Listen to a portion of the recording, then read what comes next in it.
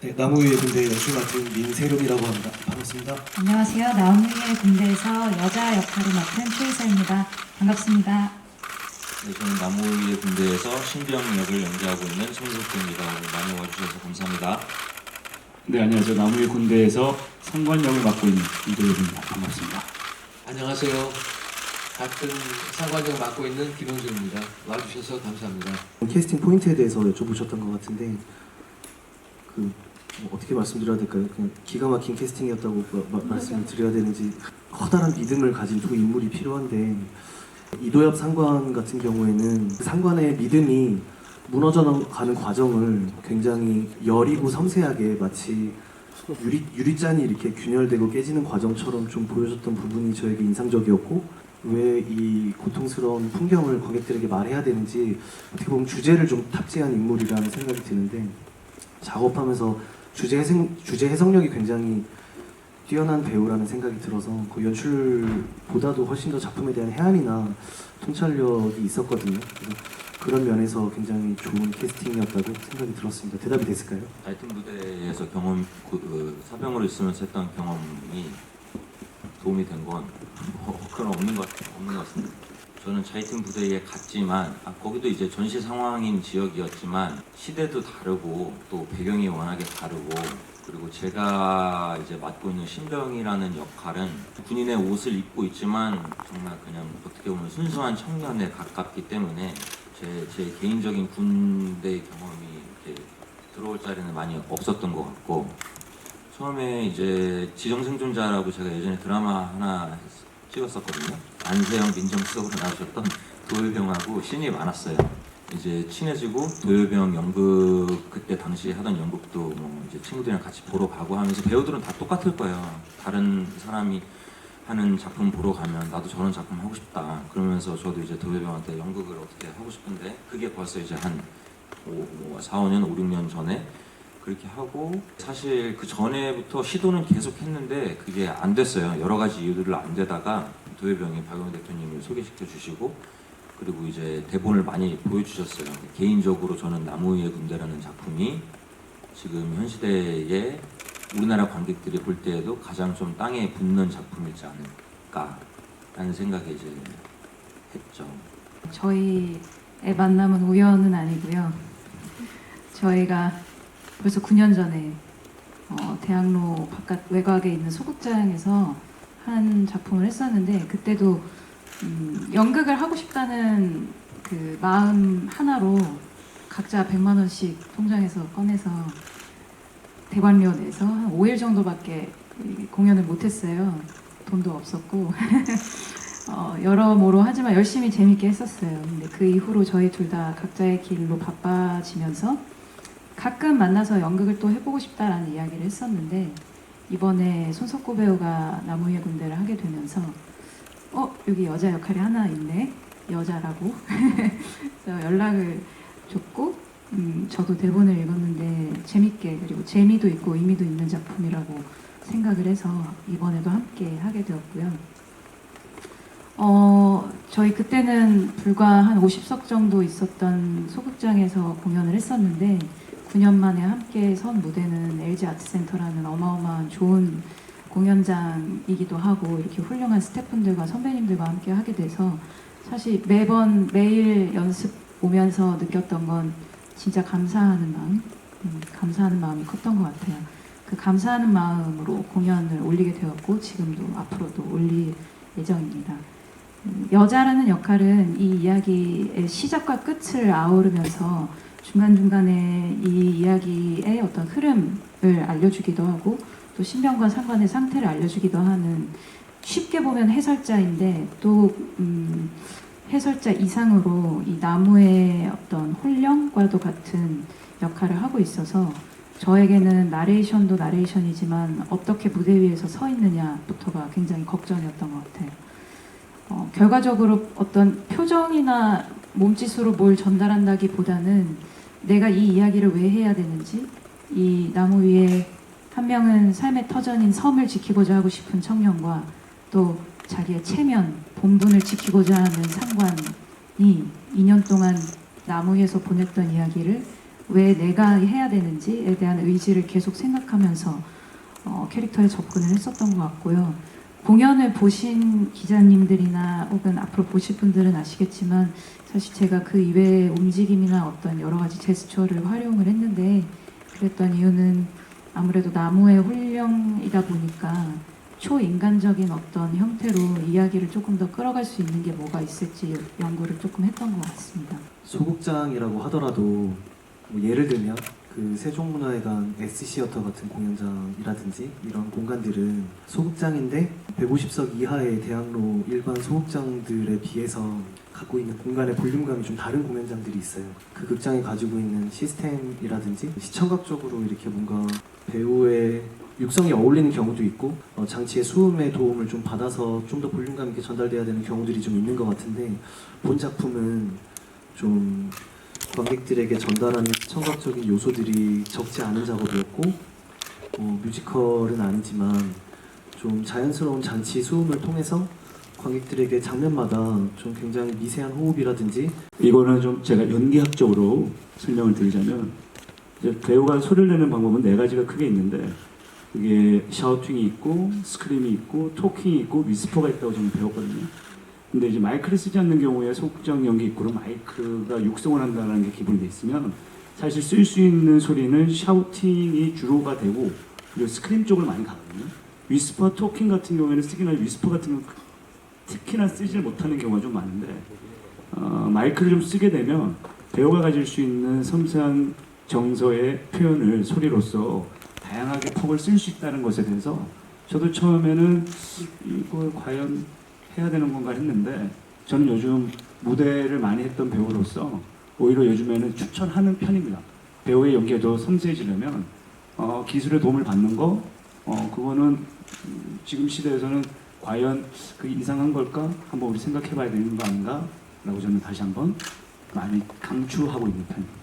오키나와 사람들이라면 누구나 다 마음 안에 바로 포개질 수 있는 정서를 가진 미니오를 가지고 관객을 만났던 게 일본 두 번째 공연의 미덕이었다면 일본 특유의 토속성을 관객들에게 지시하는 것이 이 작품이 지금 현재 한국 관객들을 만나는 데 있어가지고 꼭 필요한 부분일까라는 고민을 제가 연출로서 했고요.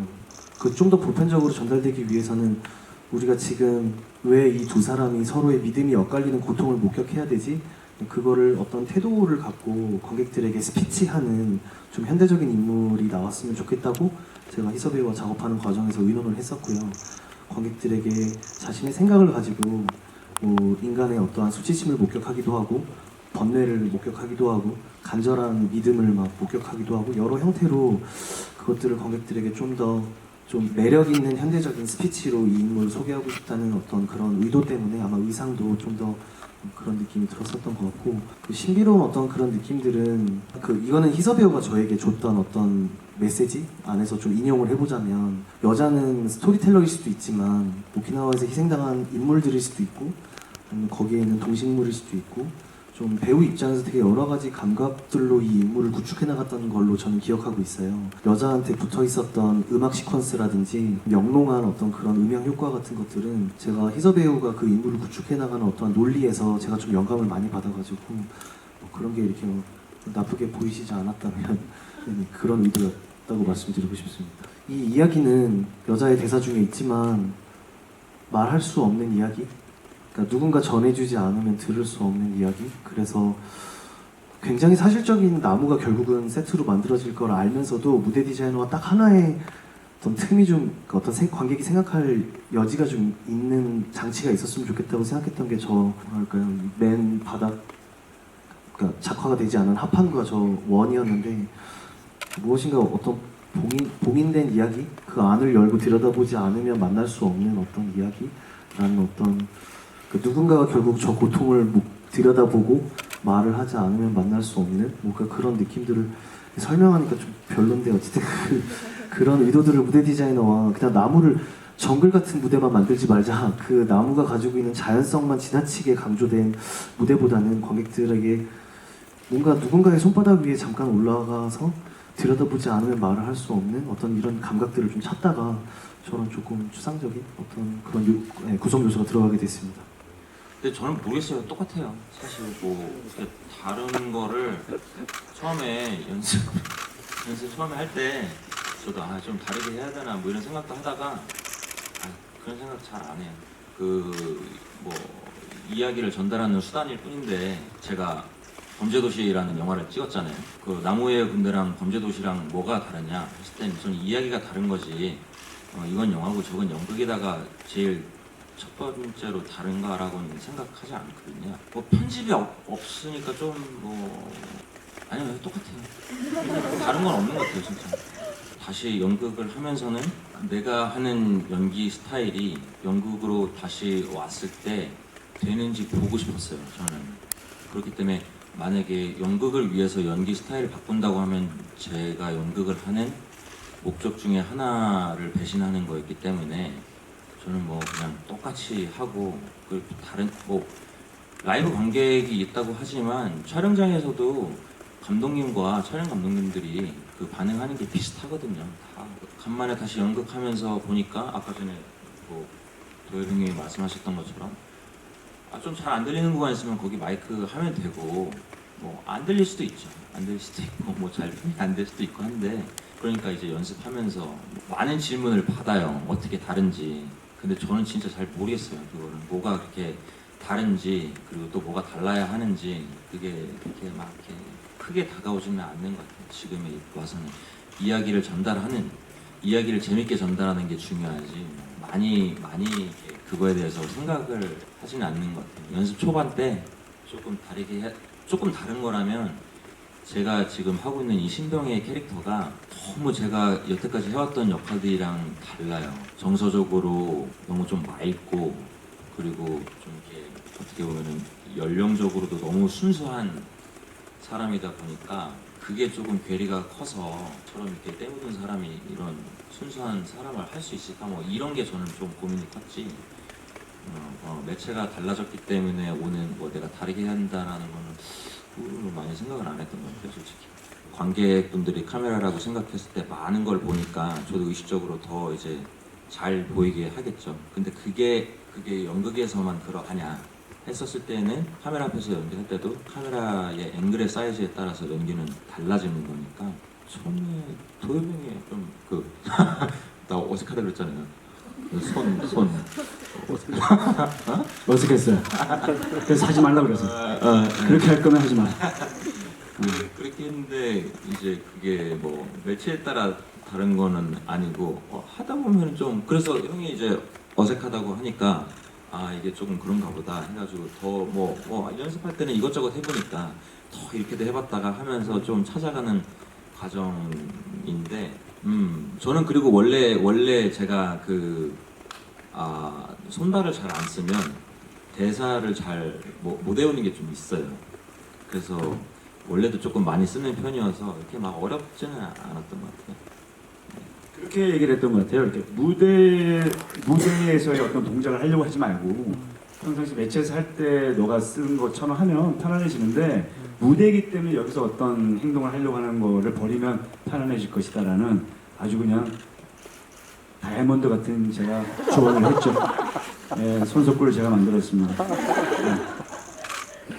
제가 의도적으로 이 극을 조금 더 라이트하게 가져가고자 하는 의도는 아예 없었고요.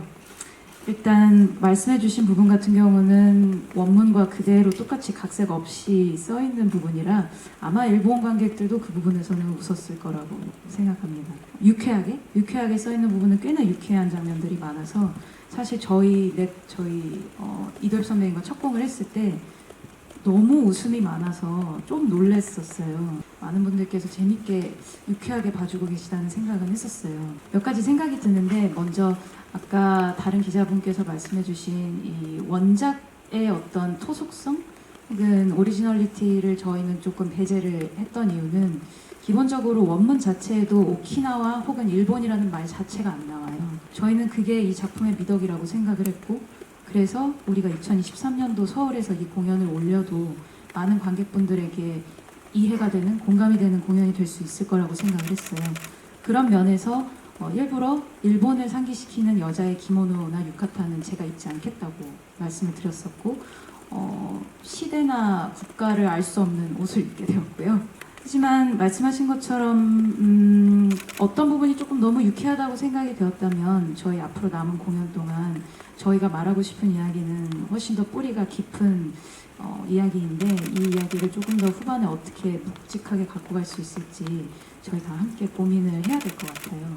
하지만 이 원작자인 이노우에 히사시의 말 중에 진지한 것을 유쾌하게, 유쾌한 것을 더 유쾌하게라는 말이 있어요. 근데 저희는 그 말을 조금 저희의 어떤 연극의 가장 어려운 부분이 아닐까? 이렇게 웃다가 나가면서도 집에 가면서 씁쓸해지는, 그리고 내가 지금 지키고 싶은 게 뭘까라는 생각을 하게 되는 그런 연극이었으면 하는데 그런 어떤 무게감이 너무 없어진다면 그건 앞으로 저희가 공연하면서 개선해 나가겠습니다. 뭐 개인적인 질문이 저한테는 없기 때문에 계속 덧붙이는 걸로 제가 좀 오늘 역할을 좀 하도록 하겠습니다.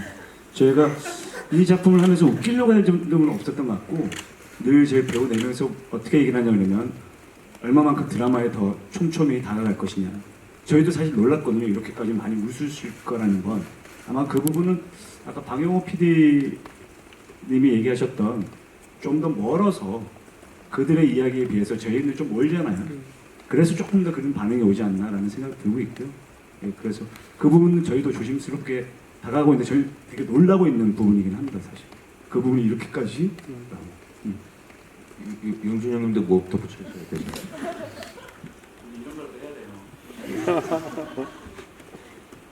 뭘 덧붙여야 돼요? 관객 만나서 그 의미가 발견되는 지점들이 계속 생기는 거고 관객 반응 만나서 배우 연기가 더 심화되고 달라지는 것이니까 그 새로 발견된 지점들이 바로 연극의 매력이 아닌가 그런 생각이 듭니다. 4개월 고민했습니다. 4개월 고민했는데 정말 어렵더라고요. 이걸 간단하게는 신병한테 거짓말했죠. 지금 밖에 나가면 큰일 난다. 그리고 지금 여기를 잠복 작전을 펴고 있다라는 거짓말이죠. 사실은 여기로 도망와서 숨었어요. 국가는 이것은 옥새 작전이고 나가서 분명히 끝까지 싸우다가 장렬히 죽어라. 뭐 어떤 게 나라를 위해서 그렇게 했지만은 죽기 싫었고 목숨이 경각에 달리니까 이 남으로 와서 숨었지만 물론 편지가 섬 사람들이 돌아와서 니네 전쟁 끝났는데 왜 안 내려오냐 하는 편지가 있긴 있었지만 어쨌든 그 편지를 의심하는 상황 속에서 결정적으로 내려올 이유가 무엇인가, 무엇 때문에 그 내려올 이유를 좀 짧게 얘기하자면은 내려오는 순간 상관과 신병, 넓게 얘기하자면 국가와 국민 뭐 이런 관계가 내려오는 순간 그냥 다 깨지는 거죠. 그걸 깨고 더 이상 상관이라고 부르지 않고 더 이상 우리 관계가 아무것도 아니었고 모든 게 다 깨지는 순간 내려올 수 있기 때문에 그게 힘들었던 것 같아요. 다시 질문으로 돌아가서 내려오게 되는 이유는 어떤 국가와 국민이라는 관계가 누가 누구를 보호하고 누가 누구 때문에 있는 관계가 아닐 때 내려올 수 있게 되는 거고 상관과 신병이라는 관계가 누가 상관이고 누가 신병인지 도망친 자가 누구고 잠복작전을 편 자가 누구인지 이런 것들이 의미 없게 될 때 그다음에 거짓말과 진실 같은 것들이 의미 없게 될 때 내려올 수 있게 됐고 우리는 그래서 내려오게 됐고 다시는 안 만나게 되고 뭐 그런 것들이 있었던 걸로 기억합니다. 학번으로는 91학번인데 꽤 오래전이잖아요. 그때 거의 졸업 공연 연습하는 것처럼 학생 때 막 그냥 막 열정에서 막 온갖 것을 다 쏟아붓는 그런 연습 과정에서 그냥 생긴 아닌가라는 생각이 듭니다. 그래서 많은 대화와 연출님과 그리고 각 캐릭터와의 연습 과정에서 생긴 자연스러운 현상이 아닌가라는 생각이 좀 듭니다. 따로 뭐 하려고 한 건 아니었고요. 속구말을 잘 들었고요. 그래서 좋은 결과 나왔습니다. 도효병님이 체력이 이제 학번으로는 91번이라고 하셨잖아요. 체력이 이제 좀 많이 소진됐잖아요. 그렇죠. 그래서 그때는 이제 용준 형님이 아직 투입이 안 되셨었고 이제 얘기할 때 둘이 이렇게 얘기를 하다가 도효병이 원캐로 했을 때는 사고가 날지도 모르겠다. 이게 제가 좀 붙이자면 처음에 석구랑 만나서 이제 작품 얘기할 때 공황이 오기 시작했어요. 그래서 제가 작품을 해야 되겠는데 이거를 혼자는 쉽지 않을 것 같다. 그래서 석구는 계속 혼자 했으면 좋겠다 했는데 좋은 분을 한 분 더 만나서 좀 나눠서 하면 그나마 내가 좀 갈 수 있겠다. 그걸 이제 석구가 좀 받아들였고요. 저희 프로덕션에서도 다행히 좀 받아들여 주셔서 매일매일 거의 뭐 나무 위에서 전투를 치르고 있습니다. 그리고 뭐 달라요. 그거는 매우 다른 점인 것 같아요. 거의 그냥 사실 뭐 다른 캐릭터라고 보면 되기 때문에 저는 이제 거기에 맞춰서 하죠. 그거를 제가 뭐 그런 거잖아요. 음식도 궁합이 있는 것처럼 다 그게 이제 다르니까 또 그날도 다른 거고.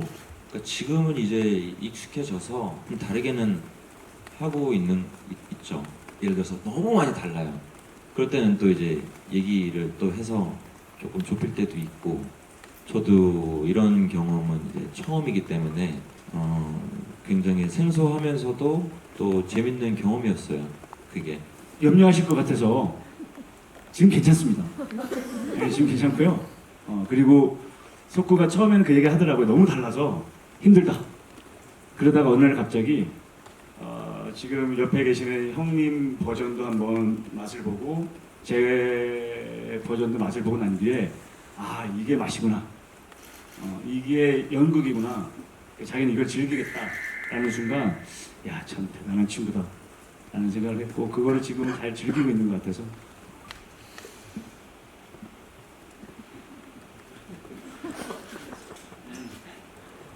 절 믿고 있는 게 제일 답답했습니다. 그러니까 누가 나를 안 믿어주면 그 사람에 대해서 분노가 느끼고 그 사람한테 나를 믿게 하기 위해서 엄청 노력하면서 답답하고 또 그 사람 미워지고 또 이러는 것처럼 또 누가 나를 믿고 있으면 믿고 있다는 그 자체 때문에 압박감 들고 부담되고 내가 그 사람 믿음에 맞는 사람이 아닐 때 계속 불안하고 초조하고 이렇잖아요.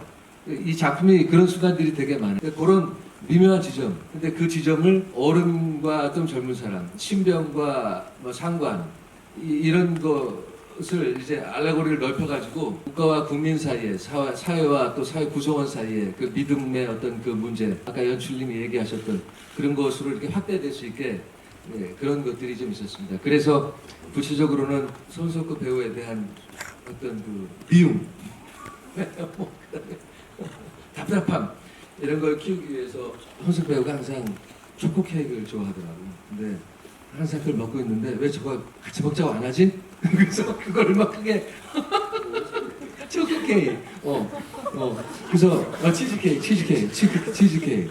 그래서 치즈케이크를 여기서 떠올려 보자. 뭐 농담 삼아 하는 말이지만. 그때 당시에 일본의 전쟁과 뭐 군대와 이런 거 다 빼고서라도 이 관계에서 뭐가 남는가 했었을 때 저는 개인적으로 엄청 공감이 됐던 게 왜 답답하느냐. 저한테는 이제 제가 아빠와 가졌던 관계가 아마 그럴 거예요. 무조건 옳죠. 지금도 믿고 있고 뭐 예를 들면 밤 10시에는 자야 되고 TV 소리는 7 이상 키우면 안 되고 밥은 이렇게 먹어야 되고 뭐 남들 앞에서는 이렇게 행동을 해야 되고가 이해가 안 되지만 무조건 맞다고 생각을 하고 믿고 따르잖아요. 너무 힘든 일이죠. 근데 그 생활을 나무에 갇혀서 2년 동안 했을 때는 사리까지도 갈 수 있다는 지점이 전 재밌었어요. 내가 지금 누구랑 내 직장 혹은 가족에서 누구와 이런 경험을 나는 다 저는 다 겪을 거라고 생각을 하거든요. 억지로 믿어야 하는 게 아니라 내 마음에서 우러나는 믿음과 존경을 갖게 되는 사람이 있잖아요. 하지만 그 안에는 이제 질문이 싹 트겠죠. 왜 저래야 하는지. 하지만 믿음이 더 클 때는 따르겠죠. 그리고 반대에 있는 상관의 입장에서는 그게 굉장히 부담이 될 테고 지금 우리나라에서 가족과 직장과 학교와 이런 데 전 다 있을 거라고 생각해요. 계급이 있고 그리고 서로의 능력치가 다르고 경험이 다르고 하다 보면 이제 충돌이 오는데 거기에서 불협화음이 아니라 믿음으로 인해서 썩어 들어가는 안에 그런 것들을 그러니까 예를 들어서 싸우는 거면은 토해내면 되잖아요. 근데 이거는 신념과 믿음에 관한 것이기 때문에 그게 옳다고 믿기 때문에 싸울 수도 없는 거죠. 그러면서 이제 병들어가는 부조리가 저는 있다고 생각해요. 이게 너무 재밌었어요. 그리고 제가 여태까지 봤던 드라마에서 다루는 걸 본 적이 없던 주제였고 근데 어디에나 있고 그래서 제가 답답했던 부분이 상관한테 가졌던 답답했던 부분이 저 사람 말을 믿고 따르면 모든 게 다 해결이 될 수 있음에도 불구하고 이해는 안 가기 때문에 답답한 것 같아요. 믿는데 이해는 가지 않는. 저희가 그 손석구 배우 하루는 저한테 와서 전쟁의 어떤 뭐 상흔과 이런 것들이 공감을 한다는 거는 좀 너무 말이 안 되잖아요. 그래서 사실 공감하지 못하는 부분들을 저희는 그래도 선을 보여야 되기 때문에 최선을 다해서 비슷한 부분을 좀 영감을 얻으려고 하는데 어느 날 이제 중3이 되는 저희 아들을 석구가 너무 잘 알고 있어서 중3이 되어 있는 아들을 바라보는 아빠의 심정이면 어떻게 했느냐. 그 아들 이름이 시우인데 자기를 시우로 한번 봐봐라. 그 순간 사리와 분노와 미움과 이 사랑이 막 복합적으로 다가오면서 그날 그때 서로 부둥켜안으면서 이렇게 시작해보자라고 했을 때 저희가 좋은 지점으로 시작하지 않았나라는 생각이 좀 들었습니다. 그러니까 이게 전쟁과 뭐 1945년 오키나와 이런 얘기 분명히 있지만 우리 안에 있는 이야기가 충분히 다 담겨져 있다라고 저는 생각이 들어서 아마 그 부분에서 많은 관객분들이 공감하지 않나라는 생각을 합니다. 아까 박 대표님 말씀처럼 공연이 이제 매일매일 진화하는 거기 때문에 계속 또 이렇게 생명체처럼 성장해갈 공연을 기대해 주시면 감사하겠습니다. 네, 매일 오시는 다른 관객분들을 위해서 매일 또 새로운 공연이라고 생각하고 매일 최선을 다하겠습니다. 감사합니다. 관심 가져주셔서 감사드리고 그리고 뭐 재밌게 봐주시기 바랍니다. 최선을 다했고 한순간도 거짓말하지 않고 만들어 왔던 것 같습니다. 모자란 부분이 있다면 뭐 너그럽게 좀 봐주시고요. 다시 한번 얘기드리면 거짓말하지 않았다. 최선을 다했다 우리 모두. 그것만은 자신 있게 말해드리고 싶습니다. 객석에서 많은 분들이 만날 수 있도록 더 노력하겠습니다. 잠깐 아까 연장해서 말씀드리면 나무 위에서는 신병한테든 나 자신한테든 믿음을 갖게 하려고 엄청 부담감 가지면서 압박감 가지면서 노력했다가 결국은 내가 이 나무로 도망쳐 왔다라는 사실 때문에 아무것도 아닌 초라한 존재인 나 자신에 대한 게 신병한테 완전히 노출되면서 신병도 또한 내가 무서워서 목숨줄 부여잡으려고 여기로 도망쳐 왔다라는 걸 보게 되면서 오히려 이렇게 믿음이 생기면서 숨이 이렇게 탁 쉬어지면서 서로가 서로를 만나게 되는 그런 이야기로 귀결되거든요. 그래서 믿음 때문에 어떤 부담, 믿음 때문에 자기 자신을 놓고 있던 것들이 탁 놓여진 어떤 그런 얘기. 아까 석구 배우 얘기했듯이 우리 사회 곳곳에서 그런 허위와 진실에 대한 어떤 그런 것들이 해결되는 어떤 그 해소되는 지점들이 영국에 있고 그 지점 때문에 저도 지금 이걸 하고 있고 관객 여러분들과 그런 지점을 나눴으면 좋겠다 하는 생각이 있습니다. 감사합니다. 네, 감사합니다.